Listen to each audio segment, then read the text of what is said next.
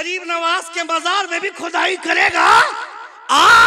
अभी तेरा टक्कर सही जगह से हुआ है। पता चलेगा तेरे बाप ने भी कोशिश की थी हवा में उड़कर गरीब नवाज को नीचा दिखाना चाहा। गरीब नवाज को जरूरत नहीं पड़ी।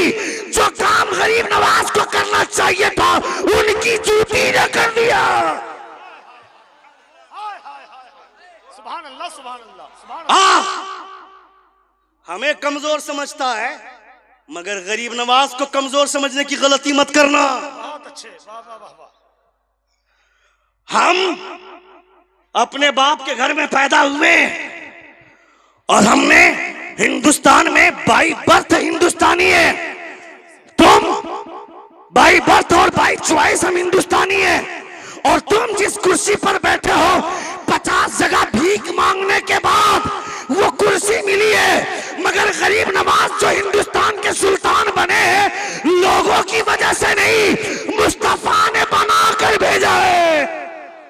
वाह वाह वाह वाह वाह वाह वाह वाह वाह वाह वाह वाह। सुन रहे हैं आप? सुन रहे हैं? कितने लोग सुन रहे? जरा हाथ उठाकर कहें या रसूल अल्लाह। और एक बार कहें या हबीब अल्लाह। गरीब नवाज, इसलिए मैं कहना चाहता हूं अपने बच्चों को दीन सिखाओ, अपने बच्चों को मुस्तफा की शरीयत सिखाओ। अपने बच्चों को बताओ कि जब तक खुदा की मर्जी नहीं होती है मौत नहीं आती है। अगर मेरी मौत उसी हादसे में लिखी हुई है तो डरना मत, ये खुदा की मर्जी है। दो चीजें हमेशा ध्यान में रखना, एक है एक्सपेक्टेशन और एक है एक्सेप्टेशन।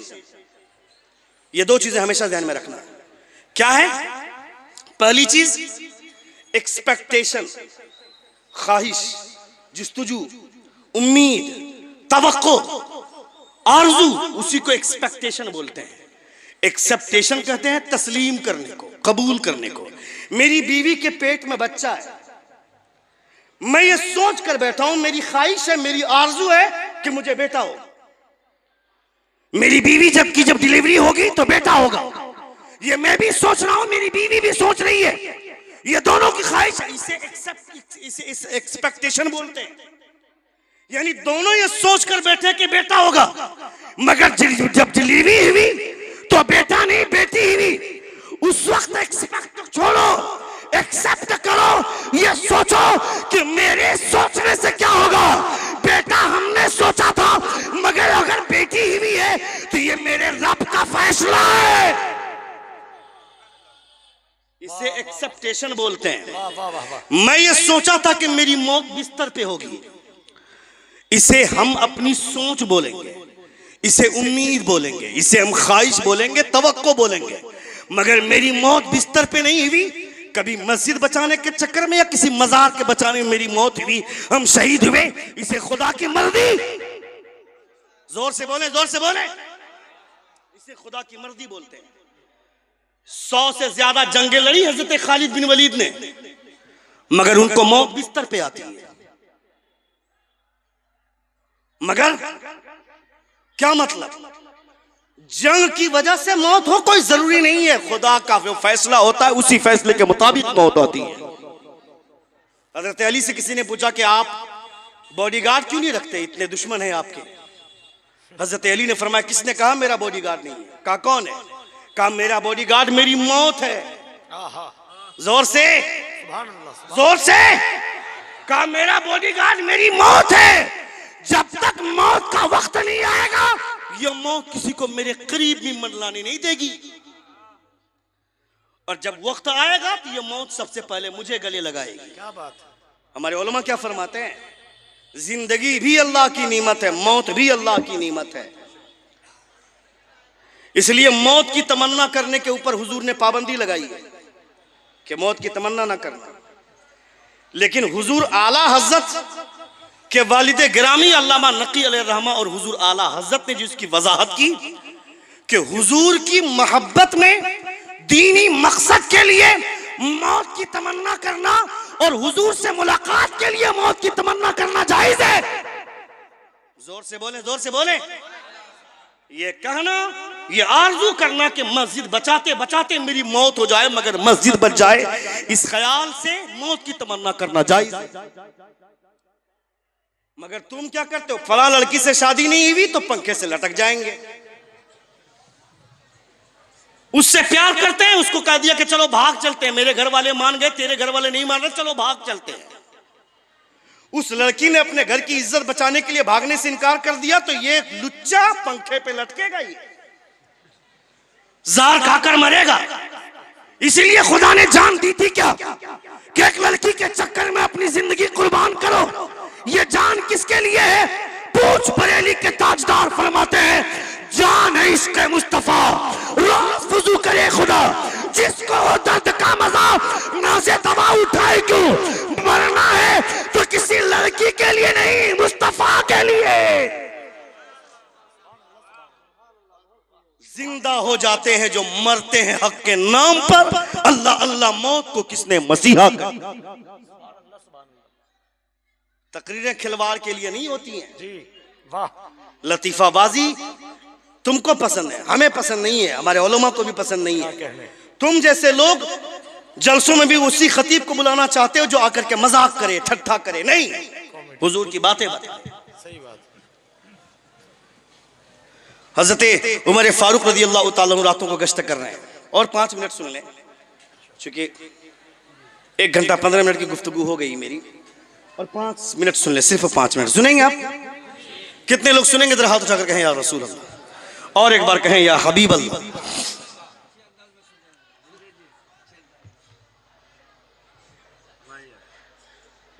अगर वो वाकई सुभान अल्लाह मेरी बात सुनने के बाद, तो दैट आई शुड एक्सेप्ट। लेकिन अगर वो मजाक उड़ाने के लिए, तो ये निहायत ही बड़ी बदतमीजी है। सुन लिया, ये हुजूर की महफिल है, या एक जरा सी बेराहरवी ना मुझे पसंद है, ना इन उलमा को पसंद है, ना मुस्तफा को पसंद है। या अदब के साथ बैठे हैं, हुजूर की बातें सुने, हुजूर के गुलामों की बातें सुने, तब आपको अच्छा लगेगा। हजरत उमर रातों को गश्त कर रहे हैं, सुनिएगा। गश्त करने के दौरान एक आवाज सुनी आपने। आवाज का सुनते कि खातून बोलती है कि बच्चे अगर रो रहे हैं तो दूध में पानी मिलाकर बच्चों को पिला दो, बच्चे सो जाएंगे। दूसरी खातून बोलती है नहीं, दूध में पानी मिलाने से हजरत उमर ने मना फरमाया है, दूध में पानी नहीं मिला सकती। दूसरी खातून बोलती है यहां कौन उमर आ रहा, यहां उमर देखने थोड़े आ रहा। वह खातून बोलती है उमर नहीं आ रहा है तो क्या हुआ, उमर नहीं देख रहा तो क्या हुआ, उमर को पैदा करने वाला खुदा देख रहा है। जोर से बोलना था। उमर नहीं देख रहा तो क्या हुआ, उमर को पैदा करने वाला खुदा देख रहा है। ये पूरी गुफ्तगू हजरत उमर सुने। अल्लाह अल्लाह। सुनने के बाद रात को चले आए, सुबह अपने वजीर को भेजा और कहा जाओ पता करो कि वो खातून कौन थी जो दूध में पानी मिलाने की बात कर रही थी, और वो खातून कौन थी जो ये बोल रही थी कि उमर नहीं देख रहा तो क्या हुआ, उमर को पैदा करने वाला खुदा देख रहा है। वो वजीर गए, पता लगाकर पता चला कि वो एक बूढ़ी औरत है उस घर में जो ये बोल रही थी कि बच्चों को दूध में बच्चों पानी मिलाकर बच्चों को पिला दो, यहां उमर देखने नहीं आ रहा। उसी की एक जवान बेटी है जो अभी तक कंवारी है, वो ये बोल रही थी कि उमर नहीं देख रहा था, क्या हुआ, उमर का खुदा देख रहा है। हजरत उमर ने अपने तमाम बेटों को बुलाया, लाइन में खड़ा कर दिया और कहा तुम में से कौन उस लड़की से शादी करना चाहता है, जोर से बोले। तुमको गोरी चमड़ी चाहिए, क्या करेगा, उसका गाल धोकर पिएगा ना क्या, हंसो मत जी। तुमको गोरी चमड़ी चाहिए, चाहे उस लड़की का कैरेक्टर कितना ही बदकारी की तरफ माइल हो, नहीं, इसकी परवाह मत करना।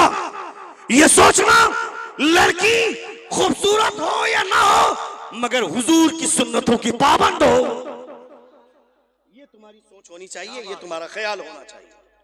एक बेटे ने कहा कि मैं शादी करने के लिए तैयार हूं। हजरत उमर ने पैगाम भेजा। कौन सी बात सुन ली थी हजरत उमर ने, कोई बहुत बड़ी बात नहीं थी ये, मगर जब बुजुर्गों की नजर किसी एक बात पर पड़ती है तो वो एक बात कहां से कहां तक पहुंचा देती है आपको अंदाजा नहीं है। हजरत जुनैद बगदादी, हजरत हसन बसरी रज़ी अल्लाह तआला अन्हु फरमाते हैं कि काम ऐसा करो कि खुदा रहमतों के दरवाजे खोल दे। एक बूढ़ी औरत उस रास्ते से गुजर रही थी, कहा हसन क्या खुदा का ऐसा भी कोई दरवाजा है जो खुला हुआ नहीं रहता है? खुदा की रहमतों के दरवाजे खुले रहते हैं, उसका दरवाजा बंद कब होता है? ये जुमला सुनते हैं बेहोश हो जाते हैं। एक जुमले पूरे जमीर को झंझोर देते हैं। कभी कभी कोई बात जब दिल से निकलती है तो पूरे वजूद को हिलाकर रख देती है। एक जुमला था, सिर्फ उमर नहीं देख रहा तो क्या हुआ, उमर का खुदा देख रहा है। हजरत उमर फरमाते कौन तुमसे शादी कर, तुम में से उस लड़की से कौन शादी करना चाहता है? एक लड़के ने कहा कि हाँ मैं शादी करने को तैयार हूं। हजरत उमर ने रिश्ते का पैगाम भेजा। वो बूढ़ी मां मान गई, क्योंकि गरीबी थी, गुर्बत थी, और फिर हजरत उमर के बेटे के लिए रिश्ता मान गई। कमाल की बात बताऊं मैं, उस लड़की की कोख से खुदा ने एक बेटी पैदा किया, और फिर उसकी कोख से खुदा ने एक बेटा पैदा किया जिसको दुनिया उमर बिन अब्दुल अजीज के नाम से जानती है। उमर बिन अब्दुल अजीज कौन है? अल्लाह सुभान अल्लाह। उमर बिन अब्दुल अजीज वो हैं जो खिलाफत राशिदा में नहीं होने के बावजूद उनको खिलाफत राशिदा में शुमार किया जाता है। वो हजरत उमर बिन हुजूर की एक हदीस है ना, ज़कात देने में जल्दी करो, वरना एक वक्त ऐसा आएगा कि ज़कात की रकम लेकर के दौड़ते फिरोगे, कोई ज़कात लेने वाला नहीं मिलेगा। कहेगा कल तलक आते तो मैं ले लेता, मगर आज तो मैं खुद साहिब निसाब हो गया। ये एक दौर आएगा, मगर एक बार ये आ चुका है हजरत उमर बिन अब्दुल अजीज के दौर में। हजरत उमर बिन अब्दुल अजीज के दौर में ये दौर आ चुका है, एक वक्त आ चुका है। ज़कात की रकम लेकर के लोग दौड़ते थे तो ज़कात लेने वाला नहीं मिलता था। ये हजरत उमर बिन, वजह क्या है? वजह ये कि जो मुस्तफा जान रहमत के कैरेक्टर को देखने के बाद हुकूमत करते हैं, उनकी हुकूमत का अंदाज अलग होता है। जो कुर्सी पर बैठकर फ्रॉडगिरी नहीं करते। अभी आज से कुछ दिनों पहले आया था डोनाल्ड ट्रंप, तो स्टेडियम जाने वाले रास्तों किनारे जितने गरीबों की झोपड़ियां थी, उसके सामने दीवार उठाई जाने लगी गरीबी छुपाने के लिए। राजा गरीबी छुपाता नहीं है, गरीबी मिटाया करता है। और अगर ऐसा राजा देखना है तो चल मुस्तफा की गलियों में देख, हुजूर के गुलामों में देख। आए थे कुछ लोग मदीना और कहा था कि मदीने के सुल्तान कहां? ईरान से आए थे लोग। कहा मदीने के सुल्तान कहां है? मदीने के लोगों ने कहा सुनो, यहां सुल्तान नहीं रहता है, यहां मुस्तफा का गुलाम रहता है, ये मदीना है। जोर से बोले। कहा कि उमर से मिलना चाहते हैं, उमर से मिलना चाहते हो, चलो मिलाते हैं। ले गए। क्या बात? खजूर के दरख्त के नीचे सूखी जमीन पर ईंट का तकिया बनाकर हजरत उमर फारूक चैन की नींद सो रहे हैं। जोर से बोलना था, चैन की नींद सो रहे हैं। ईरान से आए हुए लोगों ने कहा कि उमर को नींद कैसे आ गई? इनके इतने दुश्मन हैं तो सूखी जमीन पर बगैर किसी सिक्योरिटी के, बगैर किसी प्रोटोकॉल के, बगैर किसी हिफाजती दस्ते के सूखी जमीन पर नींद कैसे आ गई? मदीने के लोगों ने जवाब दिया, तुम्हारा बादशाह गरीबों के साथ नाइंसाफी करता है तो महलों में भी नींद नहीं आती है, मगर मदीने का बादशाह गरीबों के साथ इंसाफ करता है तो सूखी जमीन पर भी खुदा चैन की नींद अता फरमाता है। सुभान अल्लाह, सुभान अल्लाह, सुभान अल्लाह, सुभान अल्लाह। नारे तकबीर, नारे रिसालत, मसलके आला हजरत अल्लामा शहाबुद्दीन सकाफी साहब किबला, उलमाए अहले सुन्नत, नारे तकबीर, नारे रिसालत। सुभान अल्लाह, सुभान अल्लाह। सूखी जमीन पर भी खुदा चैन की नींद अता फरमाता है। हजरत उमर बिन अब्दुल अजीज के पास आया कपड़ा फरोश। आखिरी बात मेरी सुन ले, तकरीर खत्म। एक बार जोर से कहें या रसूल, और एक बार कहें या हबीब। मुझे कहा गया था कि 1 बजे तक आपको छोड़ देंगे, मगर बातें इतनी अच्छी निकल गई और आप सुन रहे हैं दिलचस्पी के साथ, ये मेरे लिए बहुत बड़ी बात है। एक बार जोर से कहें या रसूल। हजरत उमर बिन अब्दुल अजीज के पास आया कपड़ा बेचने वाला, जैसे फेरी करने वाला आपके इलाके में आते हैं, आपके इलाके से लोग बाहर भी जाते हैं ना, फेरी करने वाला, कपड़ा बेचने वाला। कहा कपड़ा दिखाओ, हजरत उमर बिन अब्दुल अजीज को कपड़ा दिखाया, कहा इससे सस्ता दिखाओ, दिखाया, कहा इससे भी चीप दिखाओ, दिखाया, कहा इससे भी सस्ता दिखाओ, दिखाया, कहा इससे भी सस्ता। वो कपड़ा बेचने वाला हजरत उमर बिन अब्दुल अजीज का चेहरा देख रहा है। कहा क्या देख रहे हो? कहा आज से कुछ दिनों पहले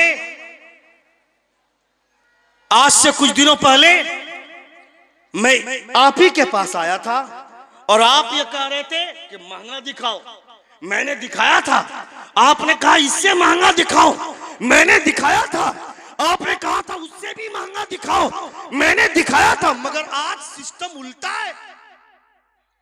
कल आप महंगा कपड़ा मांग रहे थे और मेरे पास जो सबसे महंगा कपड़ा था, कीमती था, मैंने वो दिया था, आपने लिया, और आज सबसे सस्ता मतलब क्या है? जोर से बोले, हजरत उमर का जवाब सुने।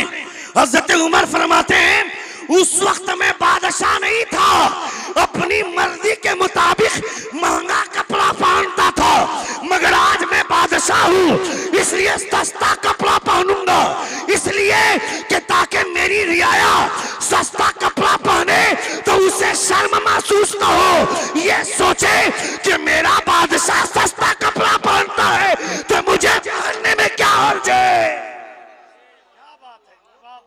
ये है मदीने वाले सुल्तान के कैरेक्टर को अपनाने वालों का तरीका।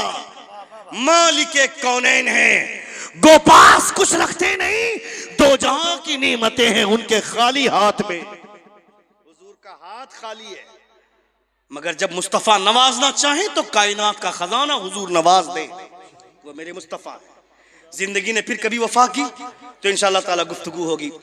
हमारे बोलने में या आपके सुनने में कोई गलती हुई हो, सभी हजरात हमारे साथ मिलकर बावाज़े बुलंद तौबा इस्तग़फ़ार पढ़ें। अस्तग़फ़िरुल्लाह रब्बी मिन कुल्लि ज़ंबिन व अतूबु इलैह। जोर से कलमे शहादत पढ़िए, अशहदु अल्ला इलाहा इल्लल्लाह व अशहदु अन्ना मुहम्मदन अब्दुहु व रसूलुहु। अस्सलामु अलैकुम व रहमतुल्लाहि व बरकातुहू। नजर से मुझको